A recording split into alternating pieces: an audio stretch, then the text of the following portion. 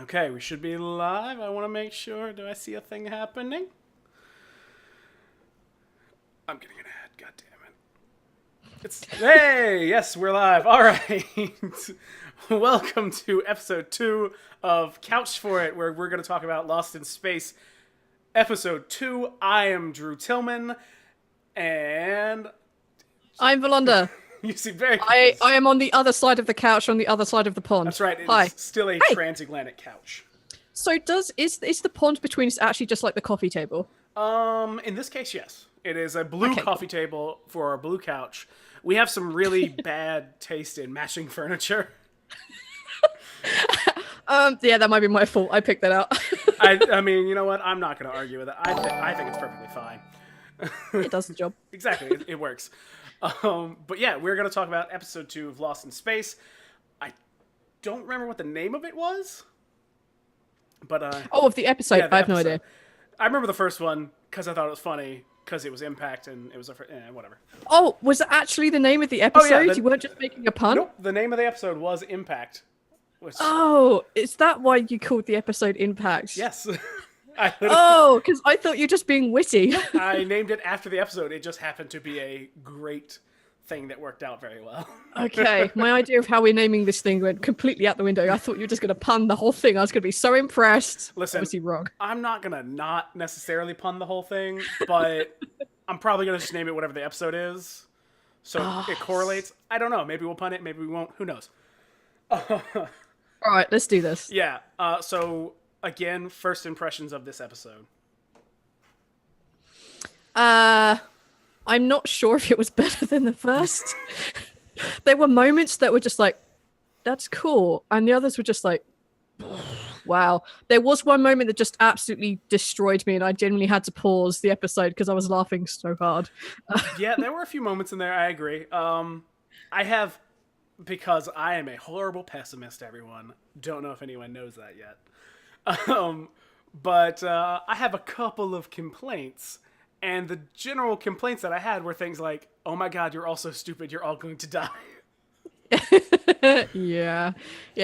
I think first impressions were, I'm not sure if this is better than the first episode. It was shorter, right? It was shorter because it wasn't like the Okay, good. special intro or whatever. But first of all, I want to start off. I want to avoid spoilers in this one because I don't really have anything crazy I want to say about stuff that happened. It was a lot of just feelings. But I do have one spoiler, and it's barely a spoiler. The episode starts with a chicken, and I want to know who the fuck brought a chicken on a space journey to a planet that it probably can't actually survive on. Someone's a terrible person. I have thoughts and feelings on this chicken. Like, this chicken I had originally named like Mystery Chicken, like what the hell is. Then I named it Clucky.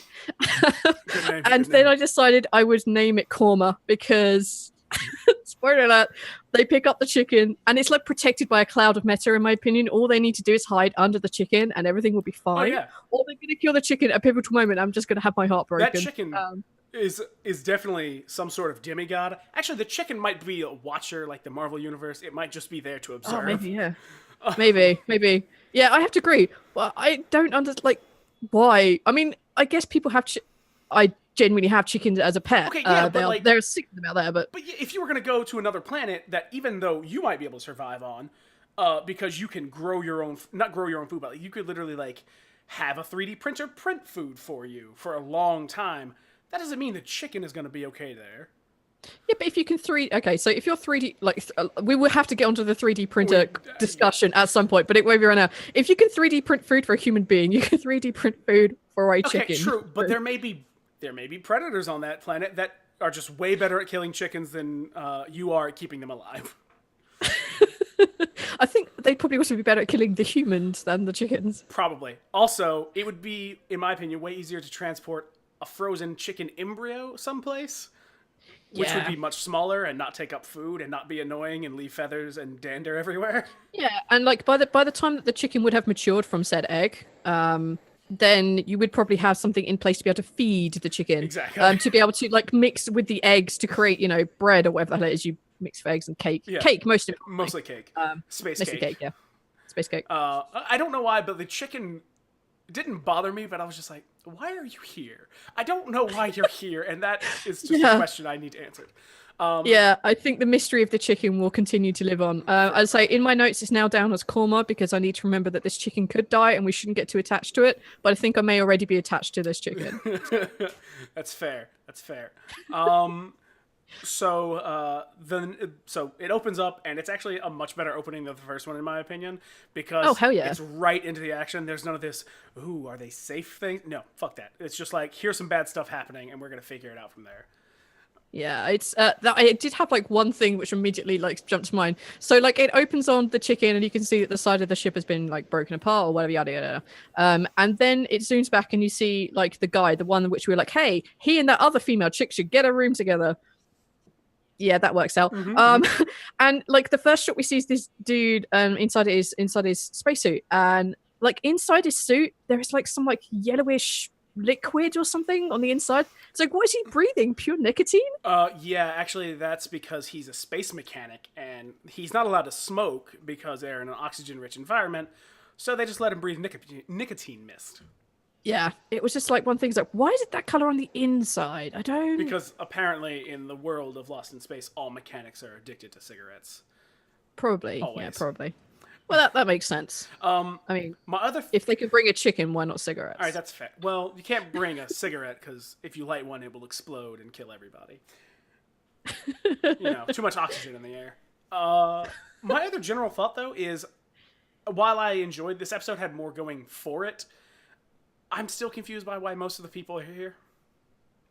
Yeah, absolutely. Like for me, the biggest like, apart from like, why did they bring the children here as actual roles in? Because they all have jobs, right? They all have like they've been assigned to do a certain thing. Like one of them is clearly medic, the other one is supposed to be, I don't know, maybe some sort of mechanic-y person. I don't. I want to know because of the, I'm gonna say, 7 main characters in this episode. 4 of them didn't do anything. I will tell you the 7 main characters. I'm counting. Okay. I'm counting. Right. No. Sorry, I got it. No. I was like, are you including the chicken in this? No. I don't know what I was going Okay, for. 8 main characters. 5 of them didn't do anything. Okay. Yeah. Because yeah. Oh. And quick breakdown, just because we didn't really cover this last time. So Dad is John. Okay, John. That's his name. He is. I'm going to say ex-military because, of course, he is. Military. Because it's a sci-fi show and it's a guy who's in his like late 20s, early 30s, maybe in his 40s. Of course he's in the military, and of course he has a little scruff, and of course he was also some sort of special ops. Because that's just how sci-fi is always written, and stop it. They have to have a survival expert, and the easiest way to do that in like this kind of day and era is to put them in special ops in army. Just give me a crazy prepper. That's what I want to see next time. Give me an insane prepper, like somebody, and I'm not saying all preppers are insane, but I want to see that square is a rectangle insane prepper. The kind who they land and he's just like, all right, everyone pee in this jar because we're going to need it later. Yeah, like it's like play away from that trope. Exactly. It'd be cool. Be cool to see. But yeah, either way, he is still military. Yeah, carry on. So then the mom, whose name I honestly don't remember. Maureen. Okay.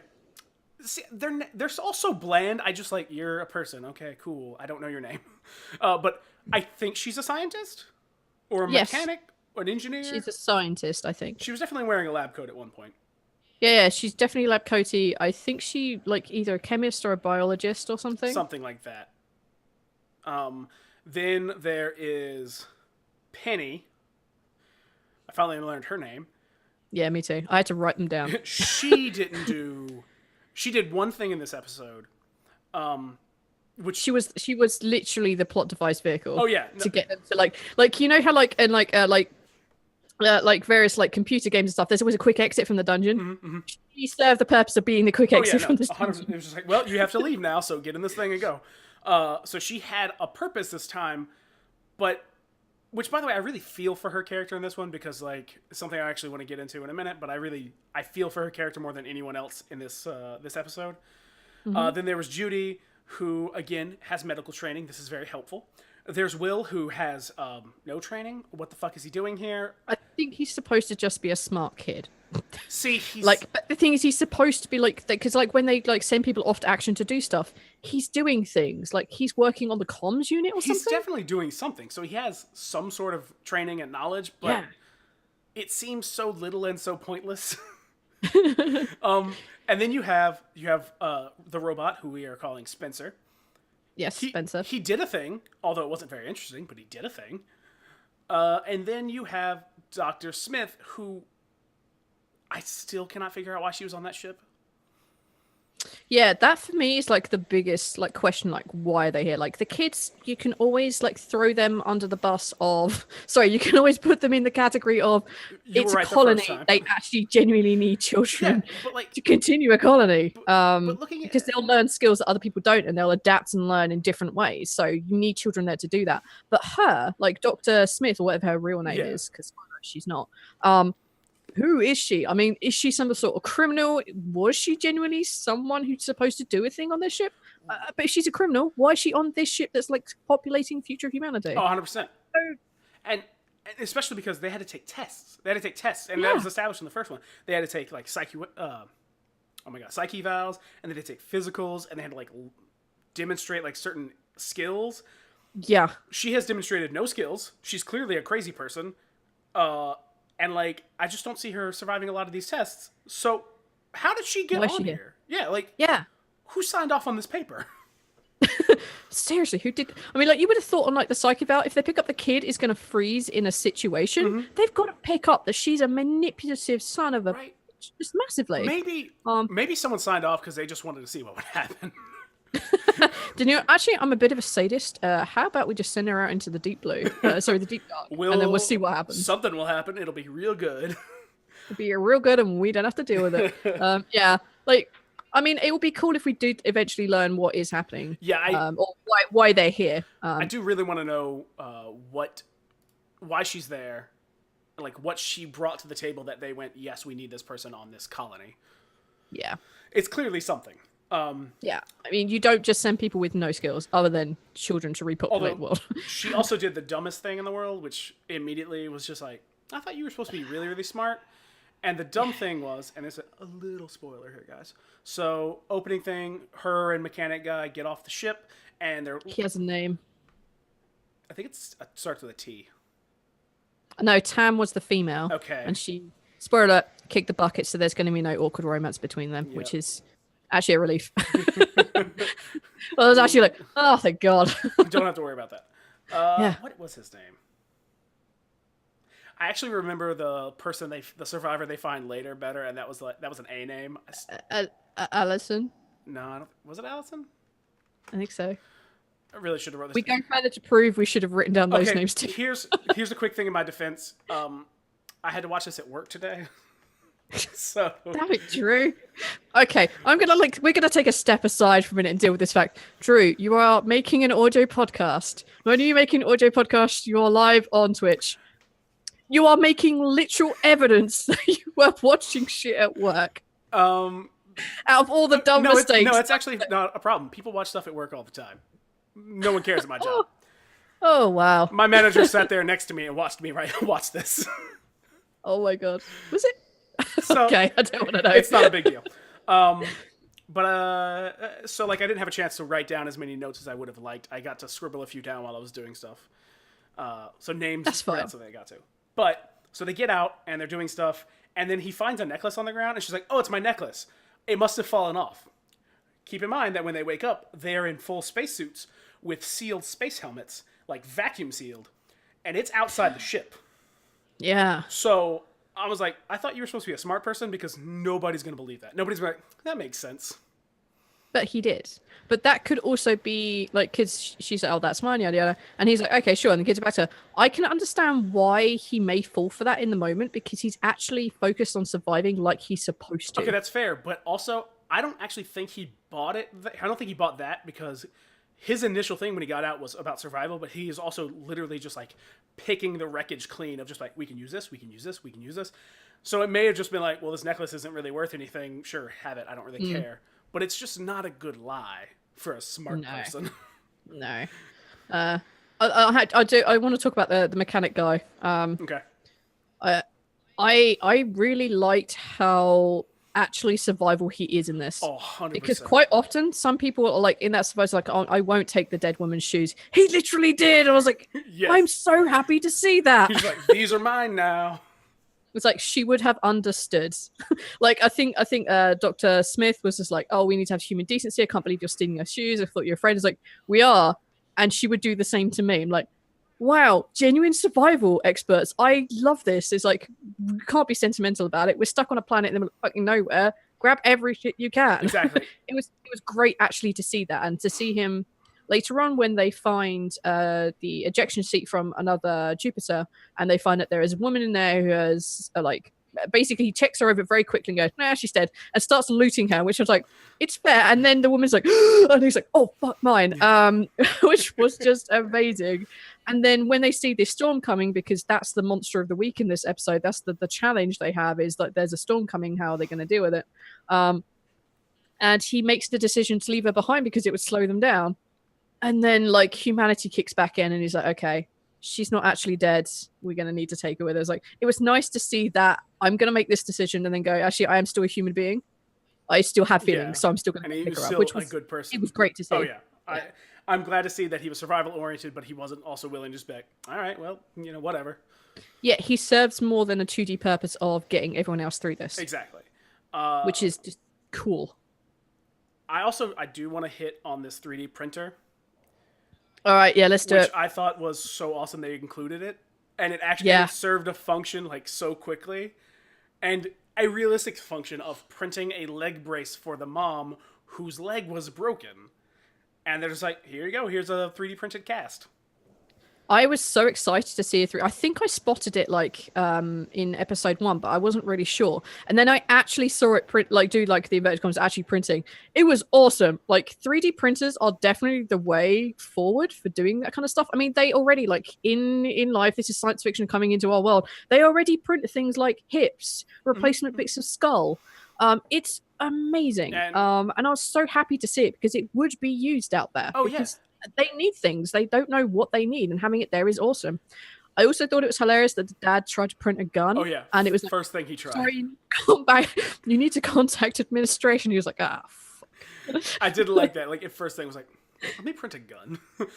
Yeah, like, I mean, I've definitely read stuff talking about, like, colonizing and deep space travel. You're going to have 3D printers.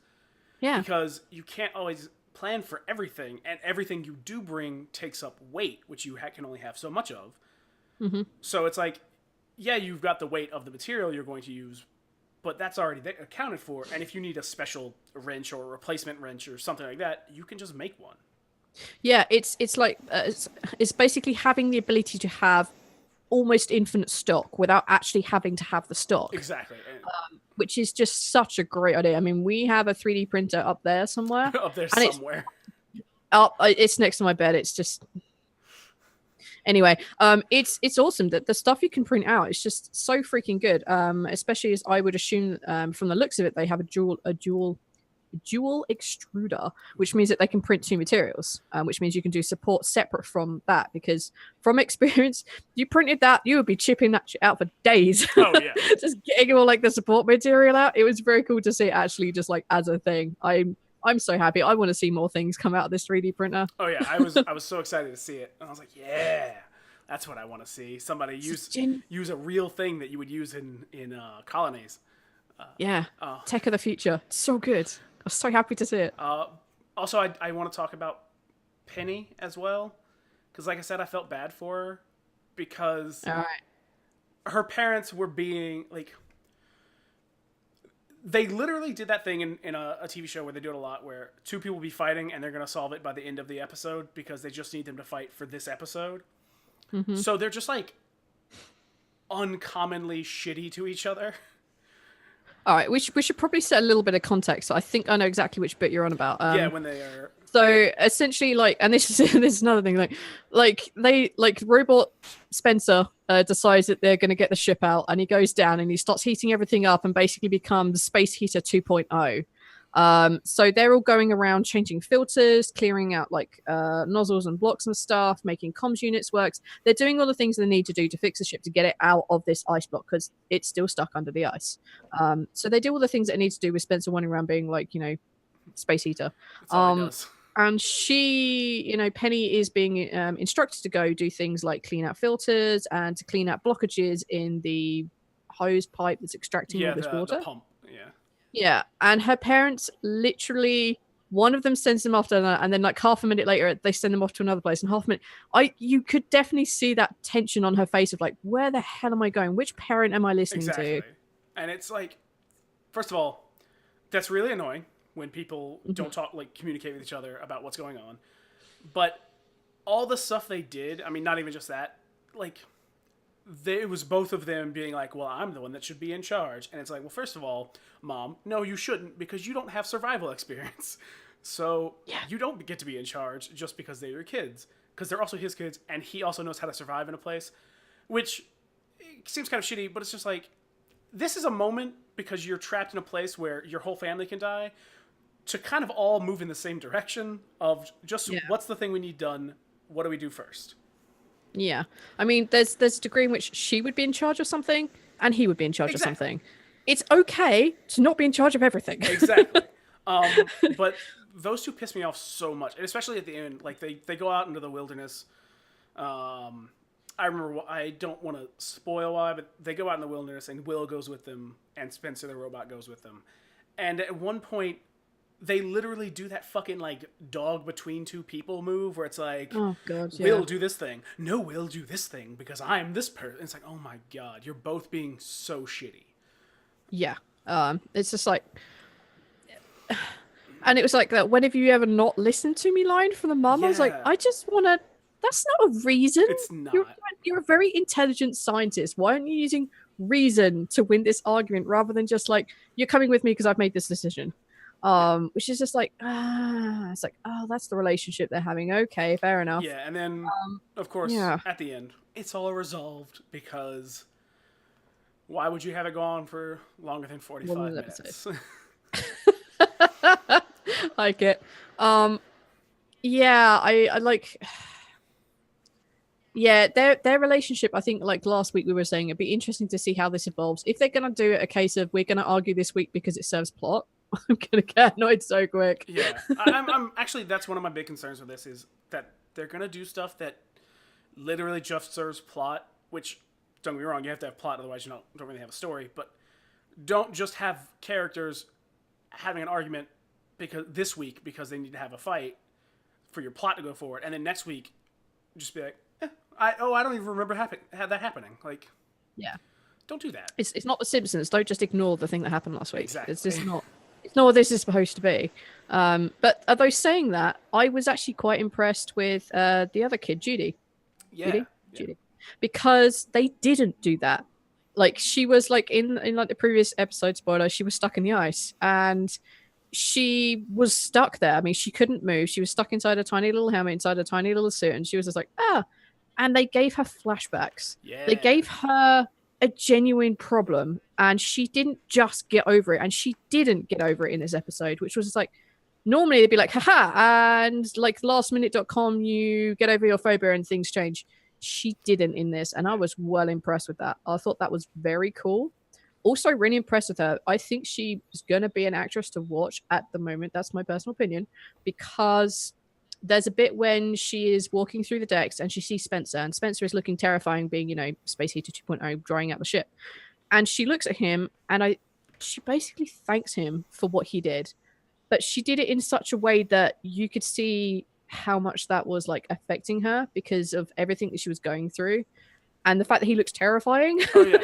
And you could just see all of that on her face, and the way that she just delivered those lines were just spot on for me. They were amazing. Oh, 100%. I want to see her get over it. Either get over it slowly, where it makes sense. Mm-hmm. Like, having the flashbacks and being afraid, and then slowly coming to terms with the fear that she almost died, or, having to push herself to help somebody, and, like, slowly getting back to being that brave person that she was. I don't want to just see like, oh, episode 3, it's like, and it's gone. Yeah, I don't want it to snap out. Yeah. Like having that snap for that moment, unless it's a really good fucking moment that actually was like she would at this point, rather than just like, oh, I've got to go into the storm because that's how I'm gonna know. No, I don't want to see that. I want to see her either snap because it is a very, very important thing, or get over it slowly, because that I think would be a more interesting story in my opinion. I agree. I do want to talk about that car they have, the Chariot. Oh my god, that you start, because yes, go for it. So first of all, when it appears, it's not fully assembled, which I rolled my eyes at that because it was such a, like, it felt so plot devicey to me. Just like, we have to go save them. Da da da. Oh, it doesn't. It's not ready. That was honestly the moment I had to stop the episode because they go through the thing, like she pulls it off in a big reveal and says some assembly acquired, and it zooms out, or whatever it is, it snaps out, and you can see it has no wheels. And I was just like, oh my god, someone has stolen the wheels and put it on bricks. Someone just jacked this ride. You've left it in the wrong neighborhood. Honestly, what are you doing? Great. I think the wheels are funny because like treads would really be more effective on terrain you don't know what they are. Yeah. But whatever. Yeah, it was very funny to me. It was, but I think it served to show Penny is not completely pointless. She's not. She does a lot of stuff. She finishes a whole whiteboard of chores very quickly. Perhaps her specialty is just getting shit done. Maybe. She seems like she's actually very handy. We just haven't seen a lot of it yet. Which yeah, because like episode before, she was moody teen. Yeah, she was kind of moody teen. I mean, everybody needs a gopher, someone to go do stuff, just get shit done. Yeah, and she seems to be that kind of a person. And I think she did a great job. They also find out they're not in the same galaxy, which is towards the end of the episode, but I thought that was really cool. Like, they established how far away from home they are, and that scene was really neat. Dude, we have to talk about the spaceship. Dude! Okay. Holy shit. Start on the spaceship. All right, so they speak to Spencer. Well, they partially speak to Spencer, and Spencer takes them back to where they met and where he and Will met, and they take them back to the crashed spaceship, and they're like, "Oh, holy shit, this is cool!" And the parents go in and have a look. Like, the dad is like, "I don't want to see Spencer out of my sight because I don't trust him," and then he's like, "Well, I'm going to walk into the ship with him." That was the funniest thing in my head. It just leaves, and they go in and explore the ship, and the ship is definitely alien. It's dark. I got a little, almost like, this is how I'd imagine like the aliens kind of franchisey like ships to be if they were on a smaller scale. It was very cool, and it was really awesome. I really loved the way they looked. And they went into this room, and then something kicked off, and they saw a map.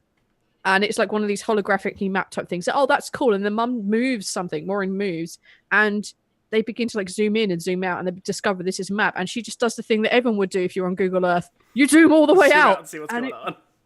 It was just like, just the reveal there, like just even the visual showing of that reveal, like they're not in the same galaxy. He just turns, the dad turns around and says, "That's not how the Milky Way looks, right?" And she's like, "Nope, do you want to name it?" And that was a cool little moment there. And like seeing that interaction between them was kind of cool, because it means that they have something on the wavelength. There is clearly something there. It just didn't come out of nowhere. Yeah. But actually just seeing that was like, that's so cool. And just like seeing where it's mapped everything around them. And that was just, that was probably my favorite bit in this scene. I did really like it. Yeah, just gone. And it's gone. I stopped you. I'm sorry. No, I didn't want to interrupt you. No, you carry on. I mean, I was going to say the only negative comment I have about it is it's motion activated. Like it honestly is like on an iPhone where she's like swiping and like zooming. And I'm like, this is a ship a robot controls. Wouldn't it just be controlled with a robot's mind? Or like... But it wouldn't even need to see it if it's a robot. Exactly. Why does it have a map? It's just a robot. It would just have like data injected into it. Just like, oh, okay. Yeah. It's just like that's like, so that's one of the things on like some of these like futuristic things. Like, why would you have that interface if this exists? Exactly. Like I think like I want to say it's like one of the new Alien films where whichever robot is or synthetic it is having a conversation with the computer. It's like, it wouldn't need to do that. It wouldn't need to have a verbal conversation with the computer to make the computer do a thing. Yeah. Have you heard of wireless, Bluetooth? I mean, anything like that. It's like, it wouldn't need to. It serves, to be fair, we are watching this, and it serves the purpose of us being able to understand what's going on. But at the same time, it's like Also, it would have been a really boring ship if they walked on and just saw a spot where a robot stands in the middle, and they're just like, okay, well, this is a thing. yeah, so, like I imagine those ships to be much like if it was a real thing, I would much imagine those ships to be more like vending machines. So it's just like you just have them in various places, just like racks and packs, and that would be it really, because there's no need for an interface anyway if they're all robots. They're robots. They just go plug in somewhere and yeah, exactly, transfer like a data. Borg ship. That would be it. It would just be a Borg ship. I'm gonna be honest, it's Borg. Yeah. So anyway, and that leads on to the next bit, because it happens like in tandem when this thing activates, is that Spencer has a flashback. I don't understand. But not only a flashback, he's got a flashback that he's somehow connected to Will. Yeah, And that's I don't the weird Yeah, thing I don't to me. get that part. The only thing that makes sense is it's because of whatever they're touching at the time. But what are they touching? It just looks like a piece of metal. Like it's just a hull. Yes. Yeah, so he and Spencer, like Will and Spencer, begin playing ball. I'm like, this is an interesting concept. I kind of like it. It looks kind of cool. And I think that's the point. The dad was like, "Yeah, they're fine. It's American. Let's go down. They're fine." And yeah, I don't think they're touching the same thing. I don't, because he's reaching down to get the ball. I think he's got a hand on it though. Yes, you're right. I do remember that. So anyway, Spencer experienced a flashback, which I think is coincident with this ship, like activating and showing them the map. I think that was supposed to be the point. Yeah. And Will sees Spencer shooting the shit out of the Revenant. Resolution. Sure, the R ship. It's the Redemption. Okay, the Redemption. Sure, whatever. I thought it was the Resolution. No. I don't really know. No, now I forgot. We need to write better notes, my friend. Names. We are falling into the RPG trap of not asking anybody's names. They even pop up on my subtitles, so I have no excuse. This is true. Hold on. Let's see if we can find it. Just so. Google. Yeah. You keep talking. I will Google. Okay, I'll keep talking. Where was I? Oh, right. Yeah. So he wanders around, and you see, from Spencer's point of view, just like destroying people on, the big mothership. And Will sees this too, and Will does what every person should do in this situation. He runs away. He just like fucks off. It's like, that's what you should do. Mm-hmm. Apart from maybe calling your parents to let them know that the robot that's been hanging around with you is a psychotic murderer. Anyway, Will goes off to hide and then stops, which is not what you would normally do, but sure. He stops and Spencer comes, and they have like one of those communications between them where basically Will works out that he doesn't have any memory. He really doesn't remember what's going on. Sorry, it is the Resolute. We were right on the first episode. We were both wrong. The Resolute. And he has this conversation with Spencer, and Spencer does everything he ever asks. Lift hands. And he gets him to turn around, and basically he's going to make him walk off the cliff, and he does walk forward. And as Spencer has one foot over this like cliff face, he's like, no, stop. And then they have like a little reconciliation moment. I'm like, For me, that was dicey. For me, if I had like shared a vision from nowhere with a murderous robot, they'd be walking forward off that cliff. There's no. I have a note about that right here, and my note is, and I quote, "Once again, Will proves he's a dummy." Yeah, but of course he's a kid, so and they have that bond. I mean, it was a bit like right towards the end of the episode when the robot gets on the back, like. The girl Penny comes with the ship, and she finds her family, and the family are being assailed by this storm, which is basically like big chunks of this like diamond or ice or something.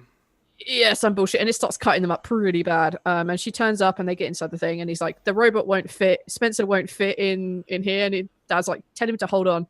And Spencer gets on the back, and I'm like, it was that moment I just kind of went in my head. It's like, did like an 8-year-old boy write this story? Yes. Like, I want to have a really cool robot friend, and he's going to be the best thing ever, and he's going to save everyone's life because it will be cool to have a robot that I could control. I was like, was this written by an 8-year-old? And everything else is just filler around it. Like, hang on a minute. We're in the writer's room. We need an idea. Quick. 8-year-old cousin. What do you think? Robot. Everything should have robots. Yeah, robots, everything. Yeah, and then the kid's like, in space, because adding the words in space is cool. I don't know why. It was just that scene in my head. I just went, it was written by an 8-year-old. No, you're not wrong. It kind of has some very, like,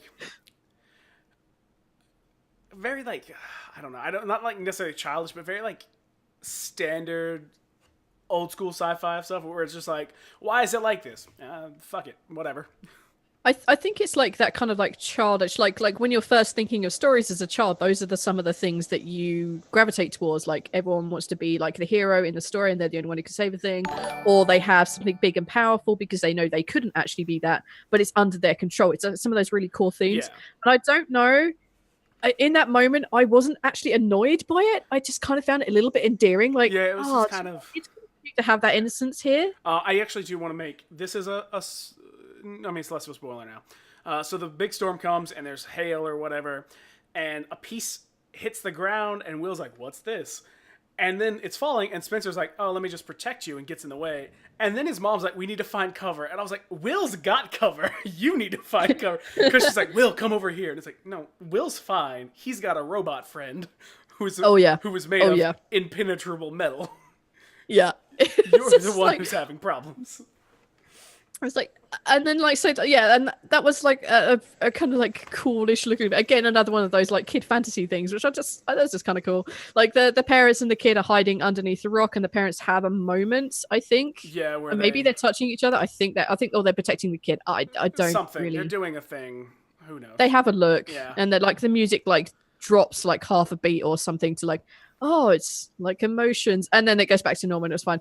And they have like Spencer standing on top of the rock they're hiding under with like turning his head into a giant flashlight. So now not only is he a space heater, he's also like which the light thing didn't make any sense to me, because they hide, he without any orders or anything climbs on the rock and just turns into a lighthouse. But for what reason? And the only reason is they needed some way for Penny to be able to find them as she's driving through the woods. Yeah, I think it's supposed to be an extension of that bond between him and the kid, though. Maybe, but like, they don't need a light then. Like, even because he turns on the light before anything happens. He just lights his face up as if. But I think like because he can, he's obviously into it with Will and like protective of him, etc. I think that's the whole point of him, right? To be there. I mean, basically. Yeah. But he can also hear what's going on. So for he's a smart fucking robot. He is a smart robot, I'll give you that. Yeah. And he probably would have heard that conversation of the other kid coming. So you would have thought, okay, stuck in the storm, can't see, gonna turn my light on. I mean, like I think it's an extension of him protecting protecting Will, not necessarily the family, because I think he cares much about them. he could take or leave that snippy dad and mom. Yeah, we can leave them. So another spoiler is that they meet Dr. Smith in this episode. I only want to bring that up because they meet her. She gets in the chariot with them because they like rescue her from the storm, and she immediately turns into the creepiest human in the world, where she just starts touching the kids. She's like, "Oh, you're so brave. What's your name?" And I'm like, "No, kick that person back into the storm, because that's a crazy person." Yeah, but they can't, because at this point, this is the only other person that they found. Okay, let me ask you a question. You're stranded on a place, and you find another person, and you're like, okay, cool, I found another survivor. And then they start giving you the, I'm gonna kill and eat you vibe. Oh, then I would kill and eat them first. Maybe the beginning vibe for me, I'm not really sure. Like, survivor instincts kick in, it's like, well, you're gonna die. Like, these two parents who are like, we have to protect our children. This woman, they don't know, gets in, and then just starts touching their children's faces, and is just like creepy spider. Like, I can only describe her as like almost a spider in this scene, where she's just like hunched over. Yeah. And I'm like, no, this is a. I do massively understand why they keep hold of it, because you can have a conversation about that and make her still a functioning member of the unit, but you can't just toss her out, one, because there's a huge storm coming and she's probably going to die. And you are stuck in the middle of effing nowhere. It's the first survivor that they found, and having an adult like helping them out. I don't know. Surviving in numbers, man. Hold on now. While I think all the children are useless with the exception of Judy, who knows medicine, Dr. Smith has portrayed no skills whatsoever, except for telling one really terrible lie about how her necklace fell off through a spacesuit. All right. Okay, we have to talk about the other plot going on here, because we've done so much with like the family plot. We have to go and talk about the other plot with Dr. Smith and with Mechanic Man. Okay. So Mechanic Man saves the chicken. Saves the chicken. They find, I want to say Alicia or Allison. I'm going to call her, I don't want to call her a name because she'll sound like an asshole. I don't Call her want to do that. Allison. I mean, I don't think she's ever going to show up again. I'll tell you what, we'll call her Ali because that's could be short for both. Right, we'll fine, go with that. And I'm works. pretty sure that's the thing, right? Yeah. So like they find Ali, they rescue her, and they see the storms coming, and he's like, okay, fine, I'll carry her. You take my bag and the chicken, and then we'll carry on. And then they're looking for shelter because the storm is really kicking up something chronic here. And they go and find this outcropping and they put the girl underneath it and he gets underneath it. And then Dr. Smith is like, oh, I left my necklace behind. It must have fallen off of me. Cough, cough. And he goes back to get it. I'm like, why?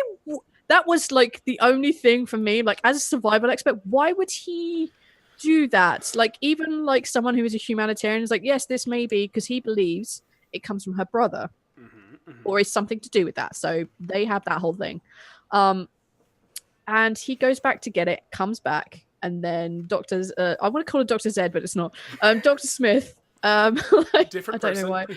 Different person. Dr. Smith is like, okay, you stay here. I've got to go get help because you're not going to leave this injured woman because that would be a shitty thing to do. And you're actually a good person, aren't you?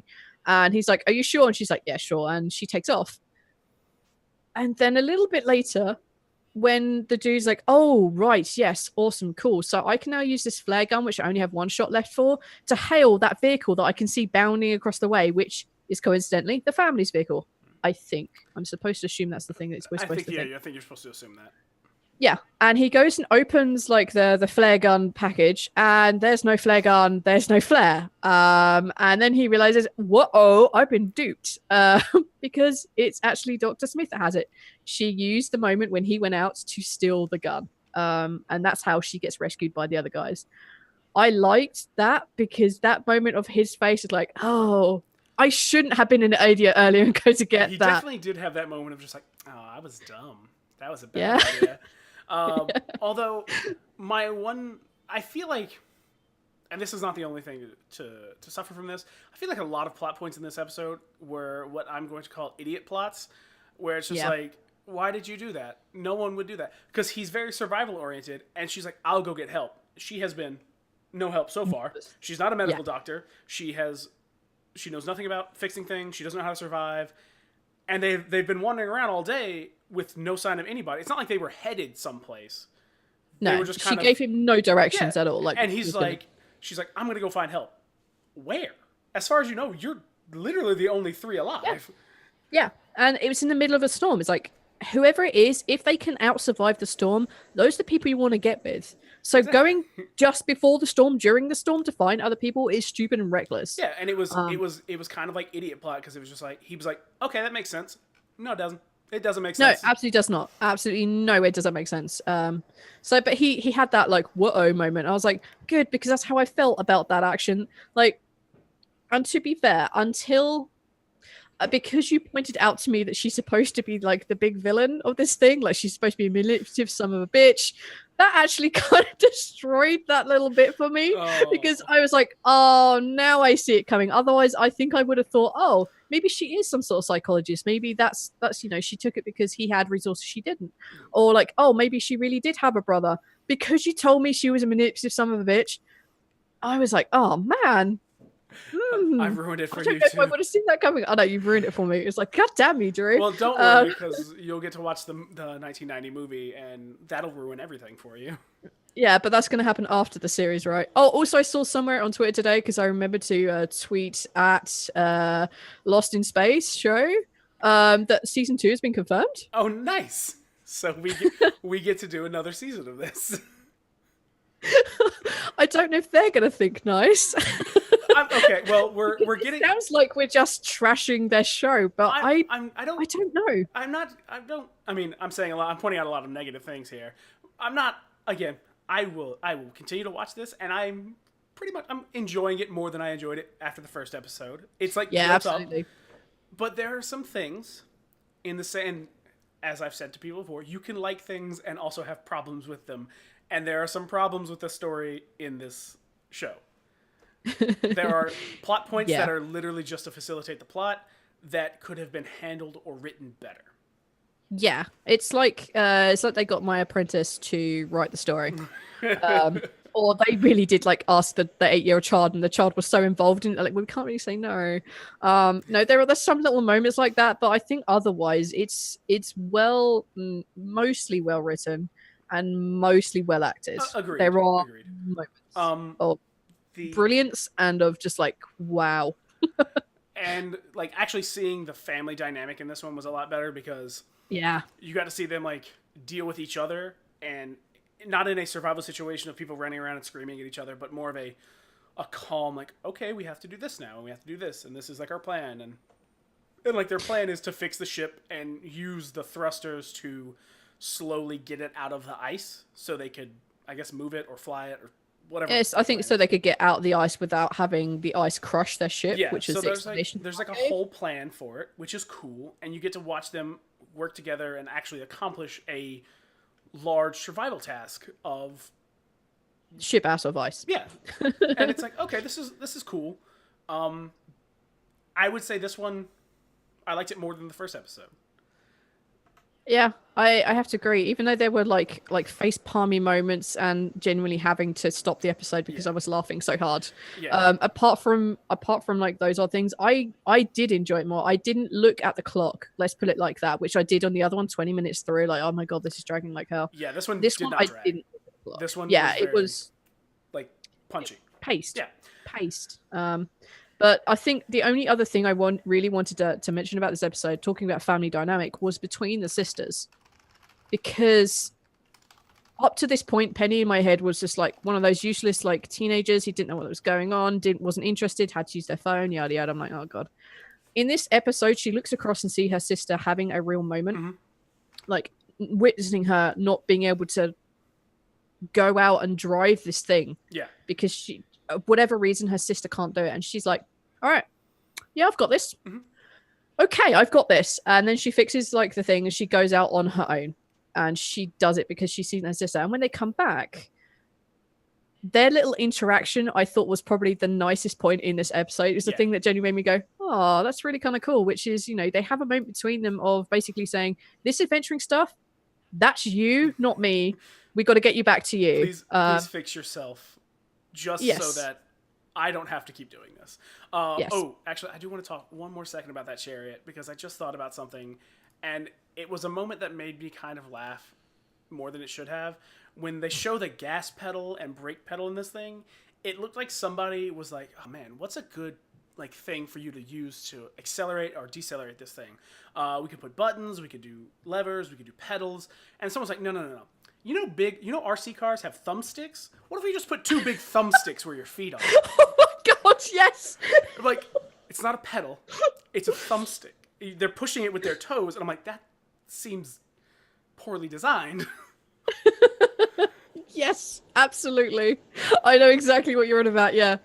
Seeing that, talking about that. Yes, absolutely. It's like this is poorly designed. I also thought like if you push too hard, like if your foot was in slightly the wrong place, you'd hit them both. Yeah. I mean, just like stall the car. Is that like an automatic shut-off thing? I mean, I don't know. I could only. That's how you break the chariot. That's actually how you break the thing. Yeah. Yeah. And they can't get another one. They can't 3D print one of those. No. Well, they could do. Maybe they could 3D print themselves some better pedals. I would hope. And they're attached so because they're literally vertical to the floor. Yeah. Who did this? No, like there's a reason why we have it so that we extend our leg forward. That's why they bend in that way. Exactly. Ergonomics, baby. I mean, the worst part is this isn't the first Jupiter. This isn't the first colony mission. This is the 24th colony mission. They've been building Jupiters and this is Jupiter 2. Yeah, like they've been chariots, all this stuff, and at no point did anyone. Because if it was the first one, I'd be like, okay, design flaw. You built them quickly, sure, whatever. This is so far past the first one that someone should have been like, this is a bad idea. Let's fix this. And the fact it was iteration 2, because I noticed on like it's Jupiter 2, it's Chariot 2. I think it's like basically the second iteration of the stuff that's in it. I was like, they must have fixed. Well, if they fix it, what do you think it was before? Oh god, if that's the fix, maybe they just had like cogs. Like you put your foot on a cog and you just spin it and hope for the best. Yeah, there So we go. be like old school Flintstones. You put your feet down and run. It doesn't vacuum seal. You actually have to pedal it with your feet, and you're like, Yep, this seems yep, like a bad idea. yep. That's a thing. Yeah, that was kind of a weird moment of looking at that and be like, the fuck? Who built that? Who designed Yeah. this? The most thing that I focused on this episode inside the chariot was that she never seemed to have her eyes forward. She rarely was looking where she went. She was looking around, like, yeah, this place is cool. Looking left, looking right, but she rarely ever looked forward. She also apparently has the worst hand-eye coordination because the CB radio falls down and she keeps looking at it, and I'm like, yeah, you just reach out and grab. What are you doing? Like even me, I generally suffer with depth perception issues. You put your arm out and wait for it to swing onto your arm, and then you grab it, you twist around it, and then you pull it to your face. I mean, that I found a workaround for that, but it was a moment of just like, what are you doing as a human? Yeah. It's like, how are you alive? But we're approaching the end of an hour, so we are. Quick thing, let's do our rating. What would you rate this episode and then the season as a whole? Has the season gone up or down for you? Oh so man, far? I don't remember what I rated the last one. I don't think it was very high. Oh, I did, didn't I? Oh, out of 5. Oh, right, yeah, shit. 3.5 out of 5. I think that may have been exactly what I rated it last time. It is improved, but I don't think it's quite 4-star just yet. Okay, I'm not like, I'm hooked by like one character, but we didn't see much of her this week. That was kind of it. I'm intrigued a little bit more than I was last week, and I didn't look at the clock this week. Yeah, but it's not quite 4 stars. I think it's like 3 3/4 or like something like that. Yeah, I'm gonna go. Let's go with 3 3/4. Yeah, 3.75 stars. What about yourself? I'm gonna say this episode was a 3, and overall the season has gone up a half a star from what I gave it to a 3 as well, because I wasn't bored with this one. I didn't watch the clock. I felt this one was paced better. I enjoyed the character interactions more, and while I'm not like super dug into it, I now actually want to know more about what's happening. I want to watch the next episode. Exactly. Unlike last week, I'm like, I could give or take. There are mysteries here I want to solve. Yes, they finally have given you enough meat to be like, I want that. I think, to be fair, if this is like episode 1, we know is a pilot. We also know it's like the setup episode. So there's things that we can push aside on that. This feels like a proper episode. They went straight into it this time. Like, this is an episode. This is how things are going to be done. If they keep building on this and they actually build it and answer it, not just like build, and boom, there's an answer. If they build it properly and actually like continue ramping up like this, I think it's gonna be really good series. Oh, I agree. So I'm looking forward to it. So. I'm gonna hold off my stars until next week. Yeah, because I'm still unsure. I agree. I'm a little unsure currently, but overall it's gotten better, and I appreciate that quite a bit. Yeah. So I don't have anything else to say. Do you? Any other moments you want to point out? No, other than the chicken. I don't want the chicken to die, but we should call it korma. Karma. In case korma, as in chicken korma. Okay. Okay. Yeah. Right. Side note: my chickens are genuinely named after things you can eat. Listen, that makes it less sad if they die, because you just turn it into that food, and you're like, there we go. Exactly. So we have like chicken. We have korma, omelet, truffle, and Kentucky. So. Okay, the only one you'd have trouble with is if truffle. You couldn't turn truffle into a truffle. That wouldn't work. No, but I don't know why it was called truffle. We didn't name it. We're like, when we're calling them after food, call it truffle. I'm like, it's not a chicken thing you can eat, but sure. Sure, whatever. It's a mushroom. Yep. You actually have the first fungus chicken. Just want you to know that. It's out there. It's a living mushroom. It's terrible. Well, on that note then, I say we do our sign-offs, and that'll be us. So, you want to go first this time? Because I ran in first. I went first last time, didn't I? Or did I jump it on you? I mean, I said hello first. We can mirror. It doesn't matter. Okay, I don't care. Hi, I'm Volly, Volonda. You can find me on Twitter at blood_BTP. You can also find me on the Lucky Die podcast. You can do all the other stuff. Okay, all right. I'm Drew Tillman, and I've actually remained Drew Tillman through the whole podcast this time. Um, you can find me in Taking Initiative. I remember words now. You can find me in That's so Taking good. Initiative. You can find us on thespark.network. You can find us on Twitter at Couch for It. You can find us on the Discord, although that doesn't have Couch for It. It's just us being there on the Discord. Yeah, we're just We're there. just there hanging out. You can follow the Spark Network on Twitter at _Spark_net. That was kind of a mouthful.